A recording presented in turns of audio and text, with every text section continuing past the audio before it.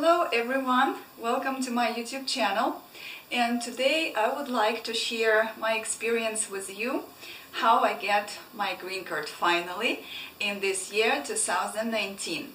I know that many people looking for information, and I'm really excited to share my experience with you, how long it took me until the interview take place and what questions I was asked, and so on so on, because who was watching my YouTube before, they know that it's a long process, and it's not that easy to be in another country, in a foreign country. And I was married to Russian man first, and our marriage unfortunately didn't work out. And then I met an American husband, and 3 months ago we moved to Montana from Florida. After 5 years I've been in this state, and today I'm so excited, guys, to tell you that I'm finally war approved. And it takes me a while to actually understand that it happened, and sometimes I'm just taking my green card and looking at it, and I can't believe it that I've been waiting for so long, that it's really cool. And now I finally have this opportunity to travel, have opportunity to share it with you. That's why I wearing the green dress, and I'm joking. Actually, the green card is not really green as you can think, but let's get started. So how it's all started that I get my green card actually. So I've been in United States for kind of a while. It was 8 years, and I came to America as an au pair, and so right away I get my Social Security, and then on the way through these years I also get my driver license, and I moved from San Francisco to Miami, and then I met my Russian husband in there. So we've been married for a while, and then it's a long process, it's a hard process, and I will not tell you in this video what we did, how we stay in this country, and it's really private information, so I just keep it private. And many people stay in this country, and I don't really have a choice, because the war starts in Ukraine. I'm originally from Ukraine, I was born there. And then people sometimes they they exchange their visas, and they for example become a student or something, and that's how they stay. It's a lot of money, it's a lot of effort, it's a lot of waiting. Some people, they get really lucky that they know right away that they want to stay in this country, and what they're supposed to do for that. They have money for the lawyer, and they do the business immigration, or they get the green cards through asylum, or they get the green cards to work. That is also possible. Or another way to get the green card and stay in this country, it's the talented people. If you are extraordinarily talented or something, you can file the green card. But anyway, all of these processes, doesn't matter what way you choose, it's expensive, it takes time, it takes patience, because if you're not patient, you think sometimes that if you have a lawyer, if you pay money, that the lawyer will solve all of your issues, all of your problems, and like the lawyer will go to interview with you, and then everything will be fine. It's kind of a mistake to think like that, because we also hired a lawyer long ago, and it turns out it was a Russian lawyer. I don't really want to pronounce her name. It was in Florida, and I was really disappointed how she did our case, and she was really you know, the way how she was working, I didn't like that. And when we get our case, I found with my husband a lot of mistakes in there. So we basically pay like $8,000, and for this money I think she can do better. But anyway, it was long ago and it doesn't matter anymore. So, and then what happened is that, you know, I met my American husband at work couple years ago. I met him in 2016, and we just fall in love with each other. You know, I never was planning to do like a fake marriage or something. You know, it's really bad. It's a huge crime in United States, if you guys ever thinking about that, because I know that in such states like California, Florida, maybe New York, a lot of people doing fake marriages with Cubans, with Russians and stuff, and it's not really good for you. And if immigration will find out, you will be really in trouble. You know, it's a really huge penalty of money, and you will be deported right away. So please don't do that. That's my advice to you. So when I met my husband, American husband, you know, everything was happening so fast that I was like, oh my God, I was in love and I was married.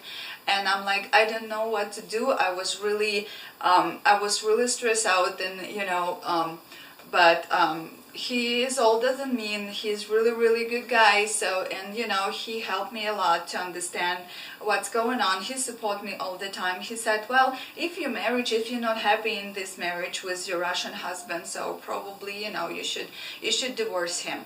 And I make this decision to divorce my Russian husband and get married the American husband, because, you know, I was really happy with him, and you know, we wanted to have a better life. We also travel a lot. We have a lot of stuff in common, and you know, I just decided to do that. So, and then you know, we started to live together right away before we get married, actually, because the divorce lasted kind of too long, for 10 months, and we didn't know how to do that. And I will make a separate video about how to get married in the United States, what you need for that, and how to get divorced in the United States as well, because it really should be a separate videos about that. So I have experience in this case as well.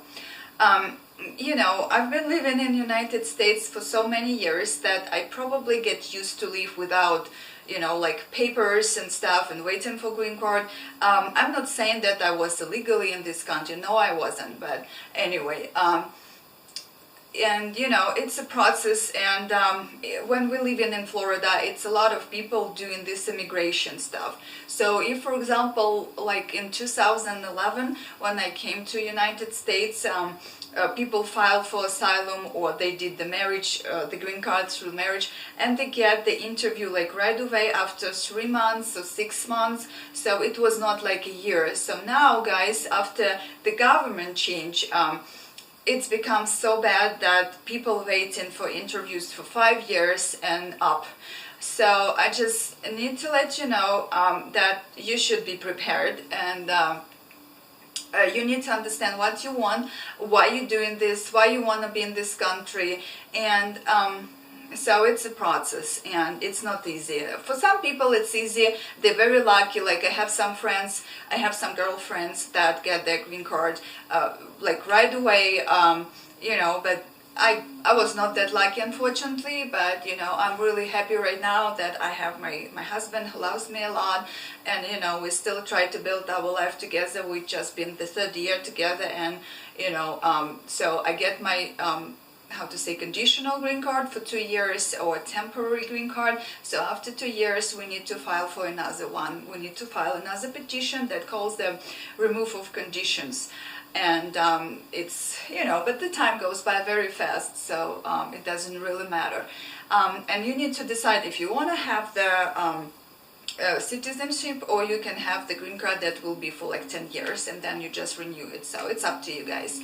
But as long as you're waiting, the price for green card also changed, because you need to file like tons of paperwork. You can do it by yourself, it's not that hard, but you know, I was really busy with my work, with my kids, with moving here and there, and you know, it was really a lot of stress. Like the 2016 and 17 was like really horrible years for me. You know, I didn't expect all of that stuff that was going on in my life, and you know, you just always need support. So we, I tried to find out how to fill out those application by myself. It's everything is in English, of course. You can't file it on any other language, and I guess we paid like almost $1,800 for all of these petitions because they're not free. You need to go to you know, the government website and just download all the petitions from there, all the forms, and just need to make sure that it's up to date, because it actually has the expiration date. So it says on the top of the form. So, and the price for the petitions, they also renew. So just make sure that you read the instruction, you read the information about how much it costs, and then you just put the money order for this amount of you know, for this amount, and you need to go to make a picture of yourself and your spouse. Of course, you need to get married and put all this paperwork together. So basically what they're asking is you need to put your marriage certificate and a copy of it. Don't send them original ones. Your birth certificate, your husband's birth certificate, a copy of passports, and make sure, guys, that you make a translation of your birth certificate, because of your birth certificate from another country, of your passport, because in Ukraine we have 2 passports, and that was kind of a mess. That was a mistake that we did. I forgot, I guess, to send them the translation of my travel passport where I have all the visas in it.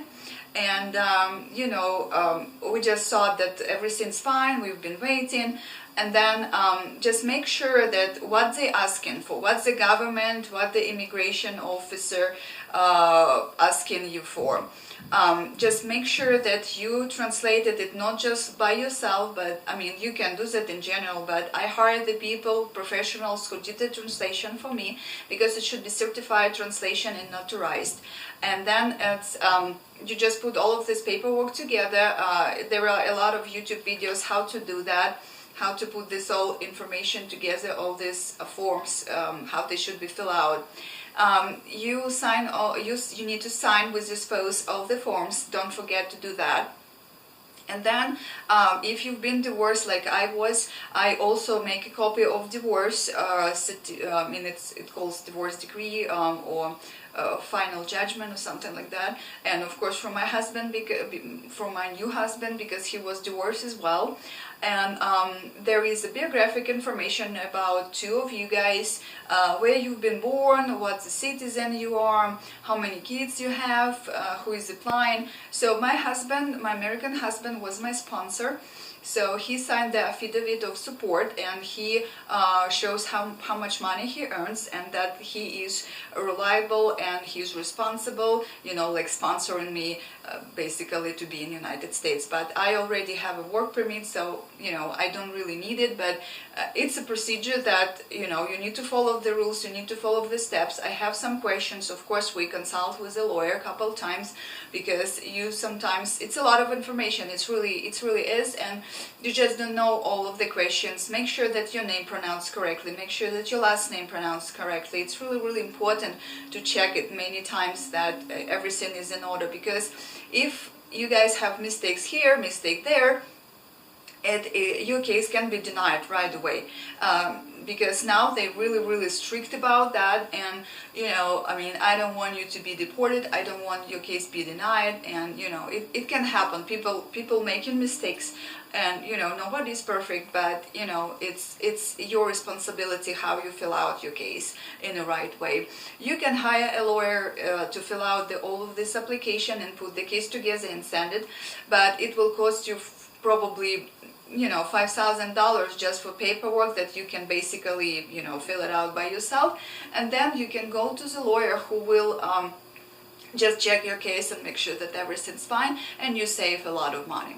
So we file all this paperwork, we fill it out, we sign it, and then we've been waiting, and because I have a work permit, but it was expiring shortly, and I have a social already, still it's a process that you will have a new work permit. But again, I don't want to mess you up, guys, with all the information that specifically my case is unique, and I've been worried that something's gonna happen and it will be not easy, and I was right. So I changed my last name, I took my husband's last name, and I signed the petition for green card with my new last name, and that was also a question from immigration, and some reason, like, I need to prove them, why I changed it, who I was before, and this and so on. So we've been waiting. I get my, so you will keep all the receipts that they will send you, and then that means that they get your case, and you can check your status online, of course, on the government website. I will put the link of what website you need to use, because I know it's a lot of scam as well going on online, and people sometimes pay money for, something that never happened. So there is only one website with all the information from the government, and that website you need to use. So I was waiting, I get the receipts that they get our, case, and it's like really tons of paperwork, but it's okay. So we pay for that, and then also you need to go through the medical exam. Usually it goes from like $150 to $300. You can find all the doctors also on the original government website, because they should be accepted with the government. They need to have, you need to choose the doctor from that list. You can't just go to whatever doctor and pay them to do this checkup. No. Also, you printed out this form, you take it to the doctor, they do the checkup, they do some kind of injection that you need, and then in a week or so you will go back to the doctor, and they will give you another envelope that you need to sign, but you can open it, and that envelope you will send to immigration, and they will give you a copy of that. So you need to have your immunization record from your country. It should be also translated in English, and the doctor will take a look, and he will tell you what injection you need to do. So what else? Then we've been waiting, and basically, I went to UCIS, no, hold on a second. I went to Social Security Office Department. It's Homeland Security Department. That is also one of the most powerful department in this country, and your life really depends on this department, believe me or not. That's why you get your Social Security card. So because I already have it, I went there to change my name in a Social Security card, and it was really easy to do that. I just showed them my marriage certificate, and it was like, okay, no problem, we will do that. So I get my Social Security with the same number. Your number doesn't change. If ever you will get your Social Security number in the United States, it will stay forever with you till the end of your life. So, and then so we file, also we file the taxes together with my husband jointly, and we pay that, as a family. It's also very important. And then we file our case, I guess, in February last year, 2017. Hold on, 2018. Oh my God, I so messed up. Well, yeah, I guess 2018. And we've been waiting, and then in summer I was like, okay, it should be my new work permit, work authorization card with advanced parole that I can travel abroad even when I'm waiting. And I didn't get this paperwork. And I get the letter. It was a yellow letter that was showing me that I need to send them more evidence of my marriage. Actually, not of marriage, of my last name. I mean, of my identification. Like, again, I need to show them my birth certificate, the copy of my marriage certificate, translation of my passports, travel passport, visa, etc., etc., and I need to prove them if I change my last name, so it should be according to the Florida law. And then I messed up. I was freaking out. I'm like, oh my God, what does it mean to change the name according to Florida law? So in every state, it's a little bit different. If you decide to take your husband's name, they can change it right away in a marriage certificate. They can ask you. In Florida, they don't do that. They just they sign. They give you the certificate with your name, like you've been born, so they don't change it in the certificate. And if you want to change it in future, the immigration will ask you and give you the green card with your new name. But I was not sure about that. I asked the consul who was performing our wedding if I want to change the name, and he said, oh, you will change it later. So and that was I was really confusing, like okay, so what does it mean that I need to prove them? Because you can see that, I'm married to this guy and I was this and that and it's his name. But, it is what it is. They wanted more evidence, and I'm like, okay, so what I did, I asked everybody. I asked my friends. I asked my lawyer. I was consulting with 2 more lawyers. What's going on? Why is they asking that? And then I find out that, unfortunately, I forgot to send them the translation of my Ukrainian passport. And I understand that actually my case could be denied of that, because it's a very, very important document of, it's my passport that shows my citizenship, and I didn't send it to them. So, I mean, I did send, but I didn't have a translation. So I did a translation, I corrected everything, I sent them the letter of explanation, what I have, what I should file, like what evidence I have, and I guys need to pay like $450 to go to the court in Fort Lauderdale to file the petition of adult name change. So it was kind of crazy, and I didn't know how long it will take, and of course I was not supposed to I was not expecting to pay like extra almost $500 for that petition, but I changed it. I did go to the court, to the hearing. I mean, they just asked me, oh, like, you change your name? I'm like, yeah. So I have a court order that I changed the name legally according to Florida law. I mean, I don't know, but we decided to do that. Otherwise, we didn't know if I will not do that, if they will accept my case or not. So. And I was scared. It really was really stressful for me, expecting that your work permit will come, but instead of that, they're like, oh, we need more evidence. So you don't need to freak out. You just need to, it happens that they send such letters, so you just need to read it really carefully a couple times, and if you're not sure, just go to the lawyer, get the free consultation. That what I did, I found the lawyers who doesn't charge for the consultation, like 1 hour or 20 minutes, 30 minutes free consultation. And it helped me a lot. And they told me that, if you want us to file this petition, I mean, not this petition, the answer for evidence, we charge $400 more. I'm like, no, I know English pretty well, so I did it myself. And everything was fine. So in a couple months or so, I guess like September, they sent me the work permit and everything was fine with advance parole. So I remember that my husband already moved to Montana, and I visited him in August. So when I get my work permit, my new work permit for 1 year in September. So when I came back, I get it already. And I was happy. And then we've been waiting for the interview, basically, and I know that situation in Florida is really bad, and the line, again, it's so long, it's too many immigrants, too many people, the offices, immigration offices, USCIS, they just don't have enough people to cope with so huge amount of cases through the marriage and through the asylum. It's a lot of fake asylum cases, it's a lot of fake marriage cases, and it's a lot of work, and they probably also very stressed out. But so what we did, and it was not really on purpose that we just moved because our interview will get faster, but it's turned out that we moved from Florida to Montana, and we've been called for interview like right away after 1 month. So I move in November, and we get the paperwork, we get the letter for the interview in December, and that our interview is scheduled for 10th of January.